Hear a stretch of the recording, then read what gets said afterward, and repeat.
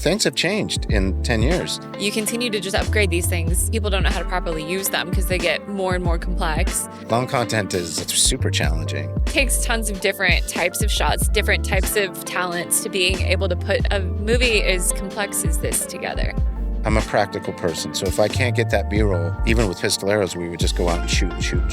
You know, there are tools that you can use today, but I think you can notice those. This is just me personally. I worked for KUPD here in town for 15 years and quit. What are you doing? And I was like, I gotta follow my dream.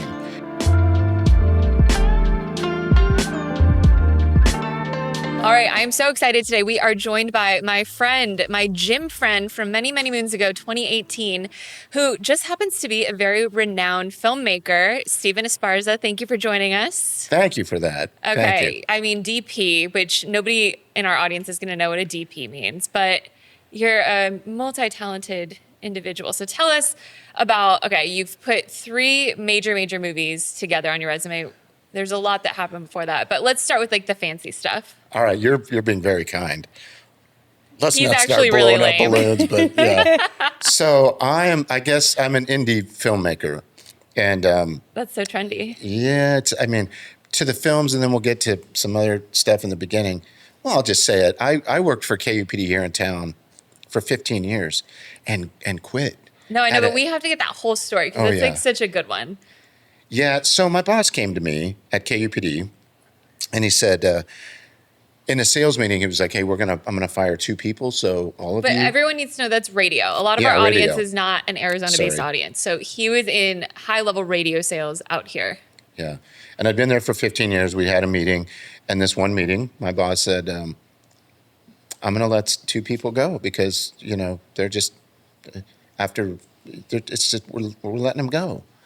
And I was like, I was like this. I know who it is. Anyways, he calls me into the office, and he's also a good friend. We would go to lunch at time, 3 times a week, 4 times a week. Long story short, he goes, "Who do you think I'm going to fire?" And I go, "That person and that person." And he just smiled. He couldn't really say anything. And he said, and I go, "Well, why am I sitting here? What's that all about?" And he goes, "Well, I go, "I hit my budget every month." And he goes, "You do hit your budget, but after you hit your budget, I walk by your cube and you're editing video, photography, whatever. You're not focused." And I go, "Okay, I quit." And he was like, whoa, hold on. So him and the GM took me out, and they tried to do this thing where they were like, "Hey, we're gonna take one of your biggest clients away, and we want that'll motivate you to work harder." And I'm like, "That's not gonna motivate me. That's gonna piss me off." That would make me mad. Right, 15 years. Anyways, I love KUPD. They gave me a severance, which I wasn't expecting. I got to keep my insurance for a couple more months. They were so good to me, which led me, I was 50 when I left. 50 years old. Yeah, you're a late bloomer on the side of building this yourself. Yeah, they were like, "What?" My brother was like, "What are you doing? Are you crazy? You're leaving this radio KUPD where you've got insurance, all these things. What are you doing?" And I was like, "I got to follow my dream." And they're like, "You're crazy."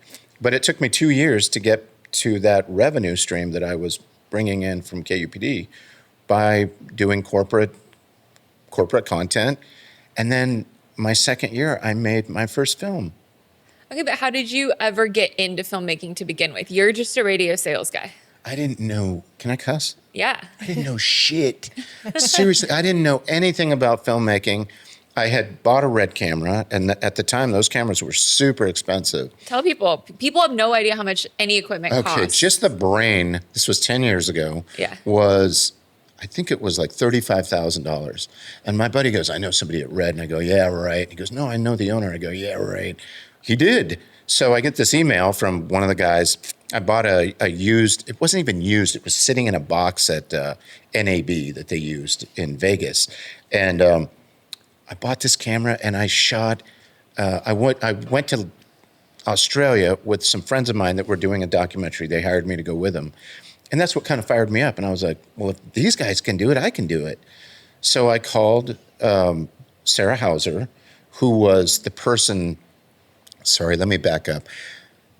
Richard Branson was doing this event in Maui, Hawaii, and the person that was filming part of that hired me to go with them. And in the process, Sarah Hauser, the athlete who's in our films, was part of that crew. And I got to know her. And then when I left, I called her up and said, hey, if you and your husband are cool, I'd really like to make a documentary about who you are. Because she rides these massive waves in Maui, Hawaii on the North Shore, which are 35 feet, 60, Massive. 55 feet. They're massive. And on a windsurfer. She does it with a surfing board with a sail. That's windsurfer. And I did it. I made my first film. I didn't know anything. I would just film, and then I would just start. I took cue cards and I would put pieces together on how it would work, and I would look at it. And I'd been doing corporate content. And then I had a family look at it when I finished it, and they were like, we don't understand this. And I was writing all this stuff down, and I would call Sarah, fly her in, put her next to some bushes to make it look like she was in Maui, and shoot it. And I said, you need to explain this so that it flows. And it worked. And we got distribution, which was crazy. So explain to people what distribution means. Okay. So it's like a record deal. So back in the day, if you got a record deal,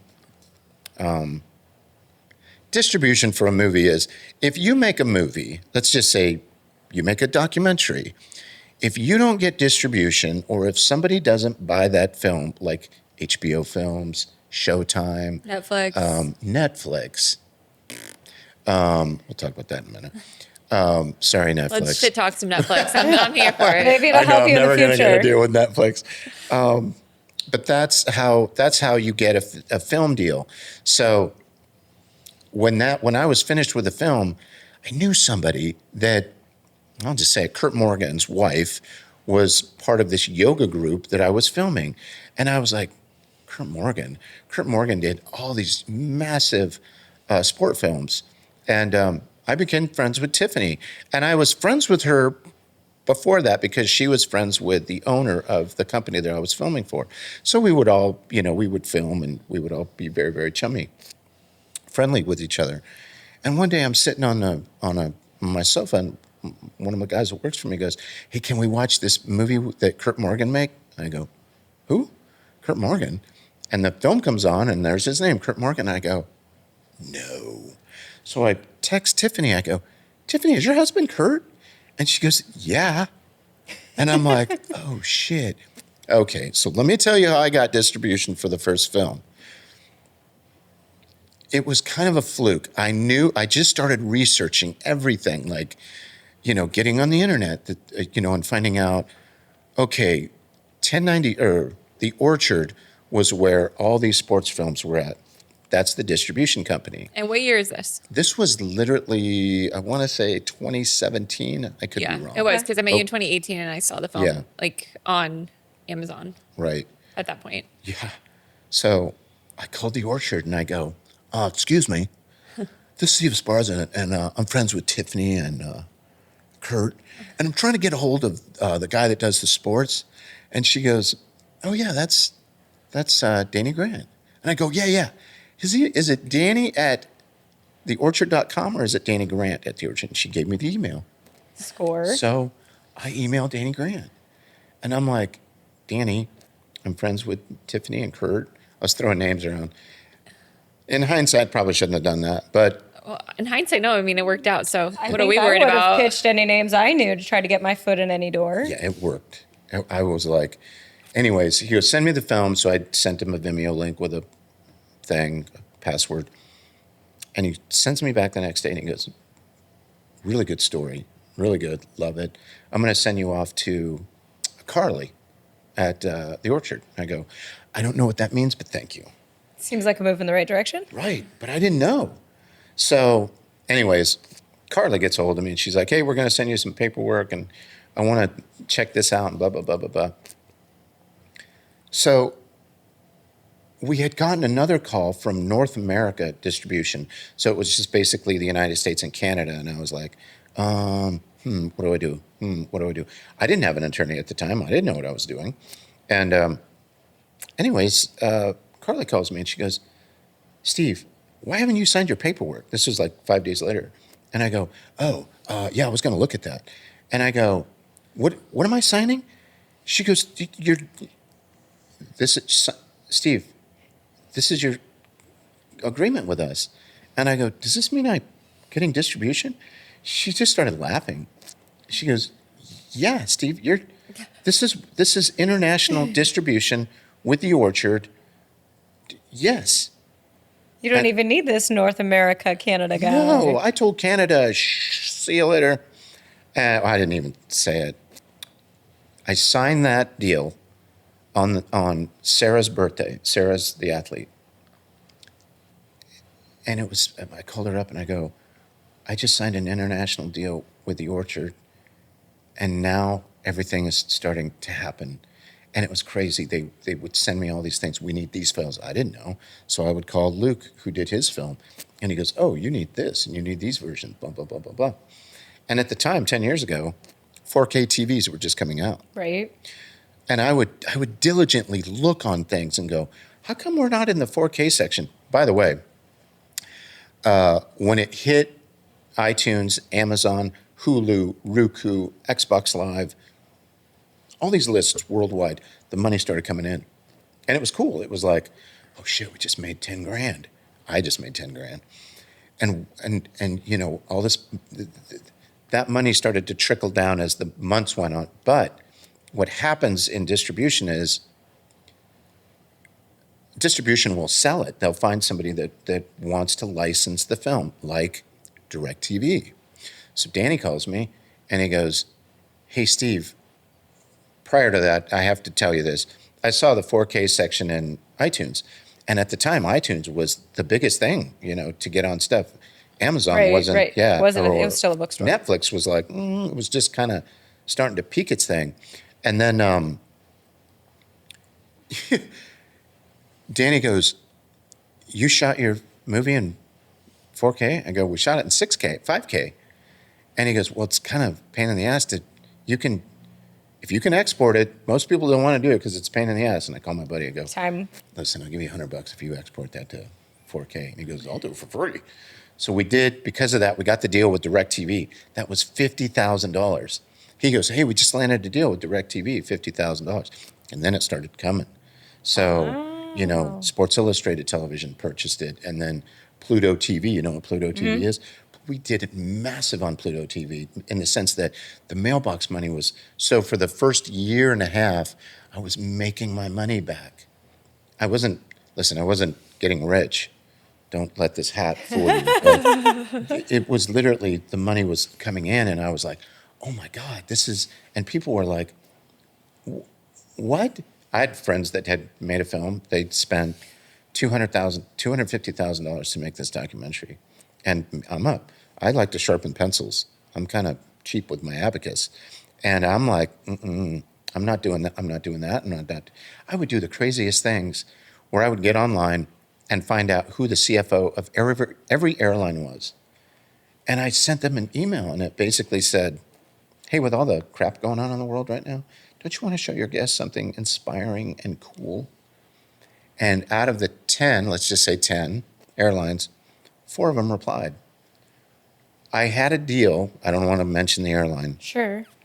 Spirit Airlines. Do they even show movies on Spirit? Probably not. I'm just thinking the one that's out of business. Oh my God, that's funny. I'm kidding. So this airline sends me to their agency. And I'm like, oh man, I'll just tell you. I'm not going to tell you the airline. Delta. But the... American. Oh, we got it. Yes. But the agency at the time, they got to make their money. It's not a big amount of money. It's like $3,500 to license the film for 90 days, right? 90 days. But that's huge because it's in every airplane Yeah, it's a big deal. worldwide. And you're a captive audience right then. Right. I said no. You know why I said no?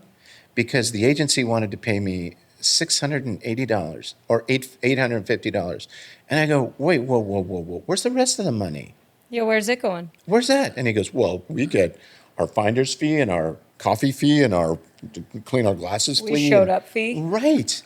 And I'm like, I'm not doing that. And this guy got mad. He was like, let me get this straight. You're not, And the reason I said no was because at KUPD, when we would sell radio advertising, sometimes we would get these really kind of crappy deals to where, let's just say, hypothetically, Lerner and Rowe was like, we only pay this much money for radio advertising.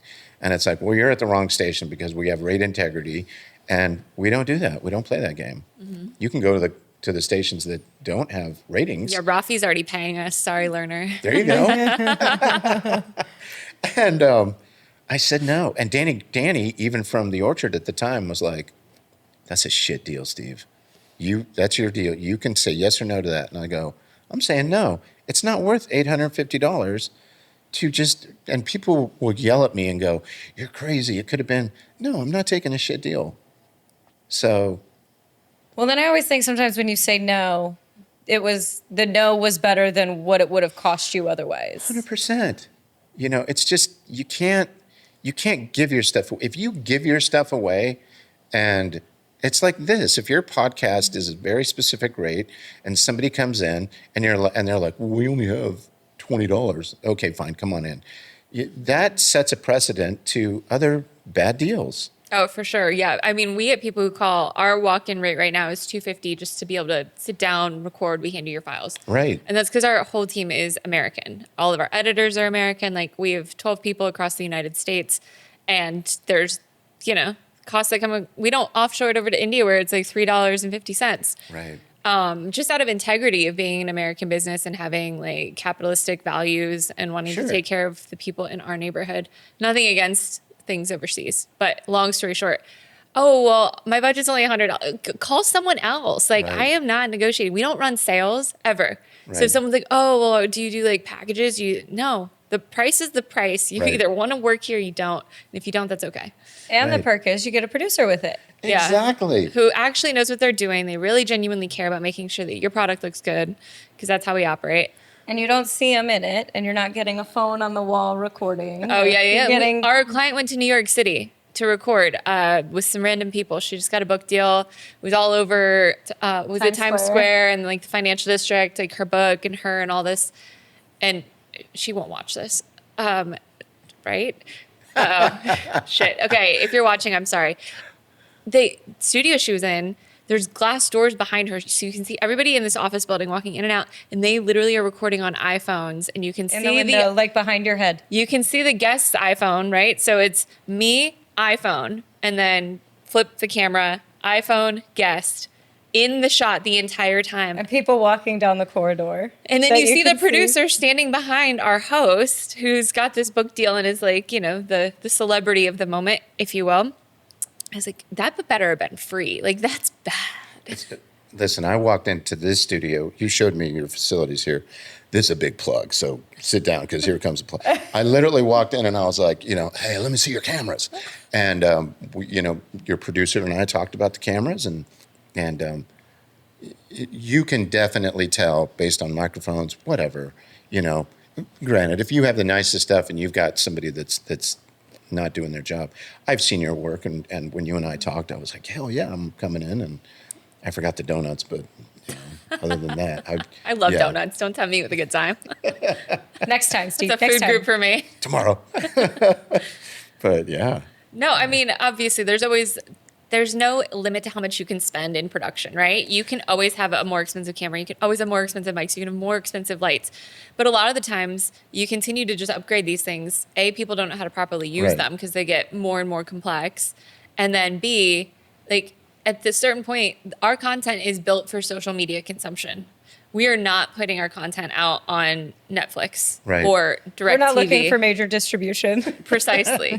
If we ever get to that point, then yeah, like let's go buy some red cameras and Right. get serious. But It's funny you say that because things have changed in 10 years. So a lot of times now people will look at like what I'm doing and go, hey, this guy's done 2 indie films that have made money. How does he do that? Well, that's another story. But now they're looking at this 3rd film and they're kind of going, and now we're going, let's hold off on distribution for a second. Let's see who wants to buy it. Netflix will buy movies. My friends sold theirs to Netflix. The only thing I don't like about Netflix is that, let's just say that Netflix called and said, hey, we'd like to buy your film for $500,000 or $1 million. By the way, could you package the other one in? Let's say we'll give you $2 million, you know.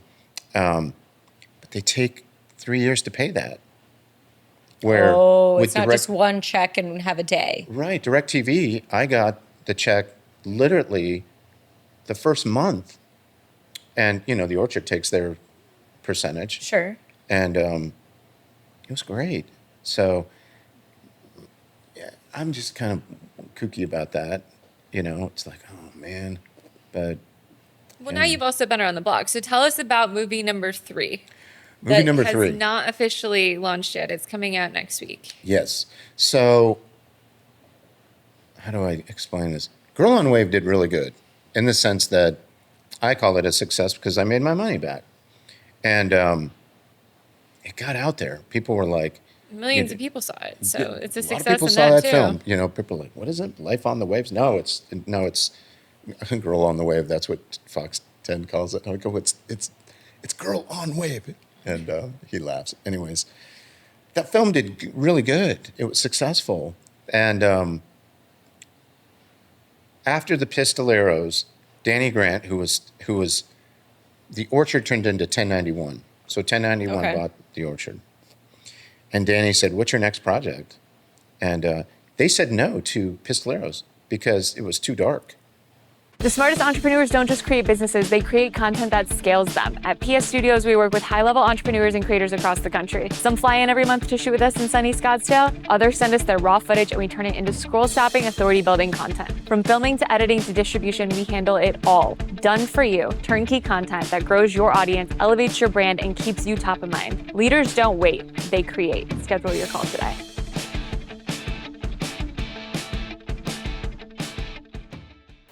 So Pistoleros is the story about all the rock bands that came up in the 80s and 90s here in Phoenix, Arizona. We followed one band, but everything that you just said revolved around that. So the band called the Pistoleros, these two brothers, formed this band. And that film's really kind of a love story between the brothers, but one's an addict and one's not. So when we first started filming that, if you look at the old pictures on Instagram, you see the slate, you know, that says the Phoenician Project, because You didn't have a name yet. well, Fervor Records came to me and said, hey, we want to make this film. What would it cost? And I would go, it would cost this much money if we're not traveling. And they're like, let's do it. And they found money. So they came to me and they said, what do you want? And I said, I want this much money to make it, and I want this much of a percentage, which was a pretty good percentage. And we agreed on that. But we sat down with the main guy, Lawrence, and here are the parameters. We'll do this film as long as you can do this. And that movie was not the Phoenician Project. The Phoenician Project was basically him coming out of the ashes and being, it was 3 months into it, I'm like, holy shit, this guy's not talking to this guy. It's the Real Housewives of Pistoleros. This guy, I mean, come on.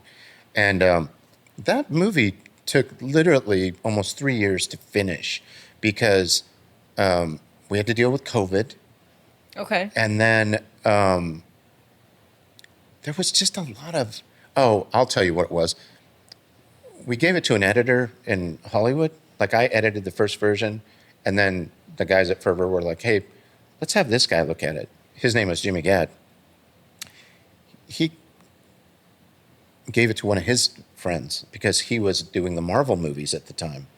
Editing, he was like one of 27 editing Marvel movies. And long story short, that film finally came back to me. And I made Jeff from Fervor sit down with me, and we edited. I would edit, and they would say yes, yes, yes, yes, and then we finished it. And but that movie took its toll. I'll just tell you, spoiler alert: the Lawrence passes away at the end of the film when we were filming, and I was like, "What just happened?" Oh. And it was really Plot twist. it's really a love story between the brothers, you know, because one wasn't talking to the other, and at the end of the film, he was at his bedside when it happened, and that movie it got distribution and went on to do really good things. Wow. So Very different stories. very, very different. Yeah, that's sad. So I went from beautiful Maui settings, shooting big waves, athletes to drug addiction, brothers not Yeah, codependency. heartfelt. One's dead. Yeah, By the it's end. crazy. I'm And- surprised you haven't moved to Maui yet. Every time I see you back in Phoenix, I'm surprised. I'm getting there. I'm so close. Yeah, he does not want to be here anymore. He's like definitely Ready a for that Maui island dweller. time. Oh man, I'm like, oh brother, you're gonna kiss a donkey because I'm leaving. I'm out. But yeah. Okay, so the next movie is the follow-up to Sarah Hauser's story. Yes, it started off as life. It started off on Girl on Wave 2, that like the old slates, kind of like Pistoleros. And that movie, the only reason that I did that, I didn't want to make a sequel I didn't want to do that. But Danny Grant from 1091 was like, "What's your next project?" And I joked around. I go, "Girl on Wave 2," and he was like, "I'm going to send you the paperwork on that. We want it." And I didn't sign it because I was like, "Danny, I can't sign that. Yeah, I don't even know what." Yeah, we haven't. We're not We haven't committed. figured anything out I yet. called Sarah and I was like, "Hey, you want to do Girl on Wave 2? They want it." And she was like, "Okay, Steven." She's French. "Okay, Steven, maybe." And then we started filming, and that story turned into another story, and we called it Life on Waves because some things happen in the middle of that film where you just go, "Oh shit!" Watch the trailer, you just kind of go, "Ooh, what's happening?" So at the end of this film, you're crying, you're happy. Will you let us take and put the trailer in this episode? Is that legally allowed? So Say people that can again? Will you give us a copy of the trailer that Oh we yeah, can put in this episode? Sure. We'll break it in right here. It's on YouTube. Well, I know, but I need like the file to be able to add it. If you're willing to let us do that, so people can be 100%. like, "Oh, this is so crazy." 100%.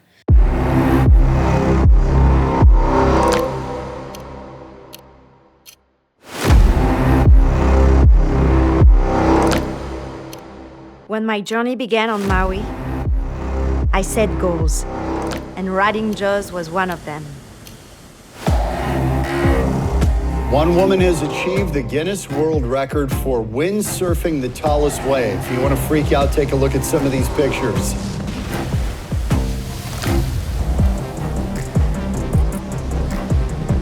Jaws is a really powerful place. It's literally the best big wave on Earth for every type of water sport. When the wind comes up, it's no surprise to see Sarah Hauser out there. She's obviously got the bug and is trying to outdo her previous years and her record-breaking wave.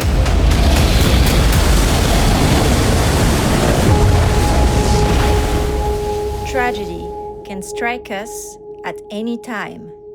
How we respond not only impacts our story, but also shapes the community we live in.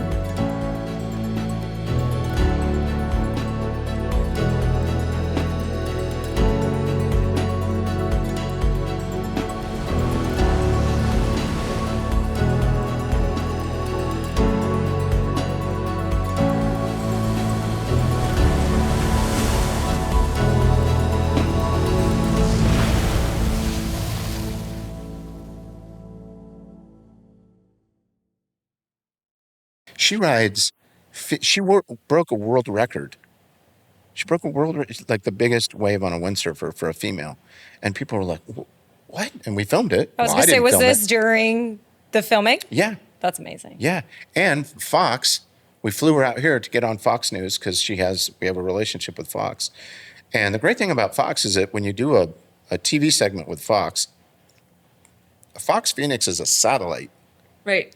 network. So all the other networks in the country can look at that story and go, we're putting it on. And that's what happened with Girl on Waves.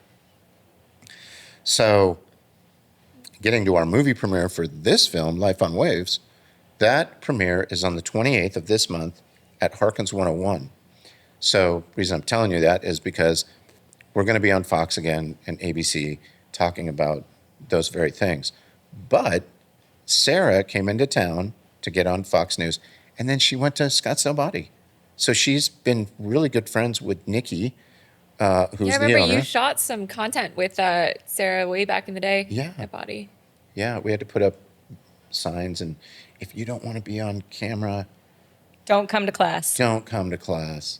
Everyone at Scottsdale Body wants to be on camera, though, so They it works loved it. out. I feel like they all dolled up and came ready to pump it up. Every day. Yeah, it was amazing. It was It's like awesome. Barbie doll workout. Truly. It's a Disney princess convention. It really is. 100%. But He's also the filmmaker for Body. He's like, I'll film all this content for you guys. Just give me a free okay. membership. I'll do it. What's been your favorite type of content to film, edit, and see all the way through? Short content, long content? Long content. Long. Yeah. Long content is it's super challenging. Like we'll be shooting from the cliffs with long lenses, at Jaws. Jaws is an area where these massive waves on the North Shore, 50-foot waves, and everybody goes out. And then all the filmers are, you're up on a huge hill, and then you crawl down into these spaces to get position. And if you got to know somebody, or you got to know somebody to get on the other side of the cliffs to shoot from there. And we had that, and it was a blessing because some of our footage was just. And then we have Jace Piabianco, who was our in-water photographer. He's spectacular. He sits on the back of a jet ski or in the water, shooting with a red camera in a underwater housing.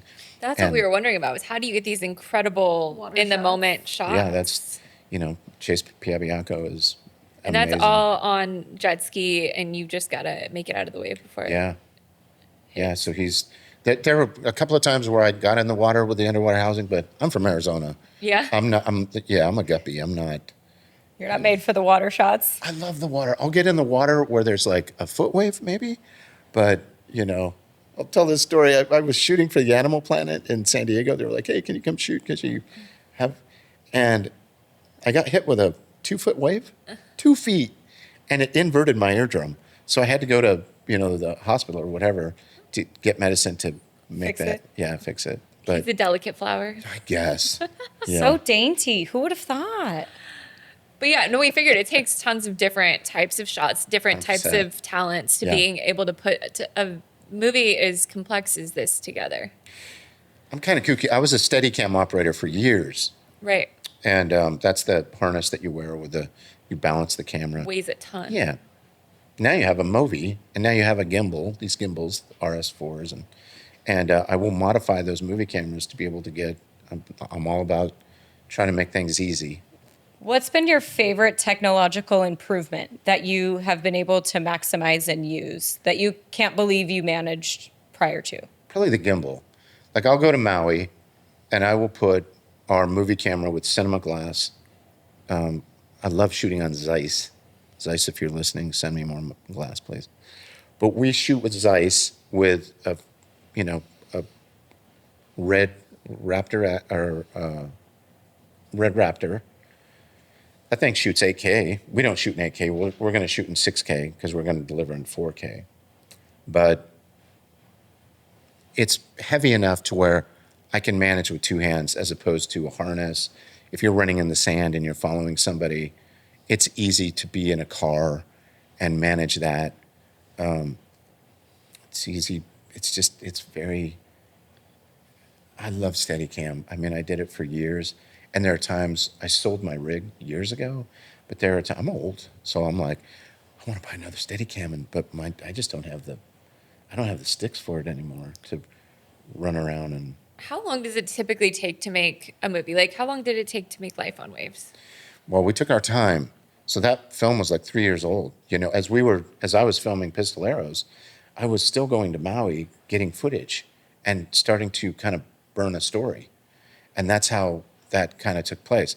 If somebody came to me and said, hey, Steve, well, somebody did. And I was like, we could do that film in 8 months for this much money, as long as we're not traveling out of state. If we're in town and you just kind of crunch the numbers to see, this is what that ballpark would look like. And you can get my friend Jimmy Gadd, who's one of our producers on the film, who is one of 28 editors on the Marvel films and stuff. He went to Havasu and he filmed a movie called Shark Warning. From the studio was The Asylum, who does Sharknado and stuff like that. They're notorious for shooting films in 60 days. He shot that film in Havasu, I think it was 2 weeks, 14 days. 14 days. It was just boom, boom, boom. There were times where they were in the parking lot on the boat, and crews were shaking it, and they were spraying them with a hose. Just to reenact. The shark is chasing us, but it looked amazing. The DP on that was, I can't remember his name, and I'm sorry I forgot his name, but he was amazing. But That's crazy. That movie actually, it's got David Chokachi from Baywatch, one of the all those guys do all the Sharknado movies, but That's where the the most babes it go. was actually, I went to the premiere in L.A. and I was like, there's David Chokachi and there's freaking whatever and all these insane. celebrities kind of see. Sorry, David, but David's in Hey Celeste, but it was awesome, and the film was, if you go onto the platforms and look at iTunes and look up Shark Warning, it's pretty decent. It's pretty good. Wow, that's crazy. Yeah, 2 weeks. and it looks good. Okay, so how long does it take to edit though? Right? Like capturing all the content, if you're going at full speed, one location, 2 weeks, which most films are not this way. That seems chaotic. No, I was editing as we were going. So I was Okay. editing the Okay. film, and then I have a co-edit. So there's a team. Ryan Baker, who helps me, he is my editor for corporate, but I put him on the film as somebody that would get the drive and get the timelines ready. So he was super, I told him how I wanted organized, and he was brilliant. The organization's got to be huge. It's got to be, I'll send you a photo of everything that's labeled so that when you send that to the colorist, life for him is easy. Same thing with all the audio. That's another story. But anyways, yeah, so Jimmy Gadd, when I edited that film, Jimmy came in one day and he was with me from, I don't know, 9 o'clock in the morning till 2 the next morning. And we took a lunch break and a dinner break. But he would teach me, let's move that frame 6 frames over this way. Because the music director and Jimmy said, you did an amazing job, but what you don't know is these little things that we're going to show you. And it was like, what? It was like a masterclass. Like 15 minutes into the film, I was in tears. I was looking at Jimmy. He goes, "Are you okay?" And I was like, I can't believe this is. It was like getting a masterclass, and then doing that edit, and then having to show the film to somebody. But it took a minute, because all the chirons, which are the names, they all have to be the same size. So we would copy and paste and move, that is on one specific line, all of that stuff, all the B-roll, everything, Yeah. And then we had to we used AI, we used this thing called, where we would take, if we only had 1080p footage, and we would try to see if it would export it into 4K, which sometimes it did. The 2 pieces that we had that were 1080p, we got them into 4K and it looked great. So Can you give us that tool? Because we actually had a situation where we had a deliverable that was supposed to be in 4K. yeah, And it ended up being not in 4K. And then I was like, well, there's got to be a tool for this. there are so many tools. Okay. I refuse to, I'm a practical person. So if I can't get that B-roll, even with Pistoleros, we would just go out and shoot and do things. But, there are tools that you can use today, but I think you can notice those. This is just me personally. You can notice some of those tools. You can take a photo and turn that into movement in AI. Yeah. But It feels a little fake though. I'm doing sports films. If I did that in Yeah. the sports films, they threw a soup can at me the minute I got on Yeah, the you'd island. be or something. done. Yeah. They would know. That's not me, bruh. 100%. Yeah. Okay, so give the audience a heads up as to when they will be able to watch Life on Waves, where they can watch Girl on Waves and Pistoleros, and of course, if they want to follow you and everything that you've got coming up next, where they can do that. Okay. Very simple. If you go to EchoHouseFilms.com, EchoHouseFilms.com, the landing page it's got all the documentaries that you can click on it. We did a premiere in Maui 2 weeks ago. It was amazing. Love it. We have a premiere here in Phoenix, and that information will go on the website. You can follow me at EchoHouse Films on Instagram, and I'm daily where I'm just posting things. And we're all invited to the premiere, right? Why not? Yeah. So if you want to come to the premiere, the Phoenix Film Festival is teaming with me. I met them and they were like, "Hey, listen, we have these movies that we pre-screen. This movie would be perfect." And I was like, "Are you serious?" And they were like, "Yeah." I was kind of bummed out at them that they didn't take my first film or Yeah. the second film, but I know why. Listen, if you're going to get a film in the Phoenix Film Festival, you got to do it early. I didn't. And they were like, "We just can't kick somebody out to put you in. That's why Right, your that film makes wasn't sense. in." And I was all butthurt.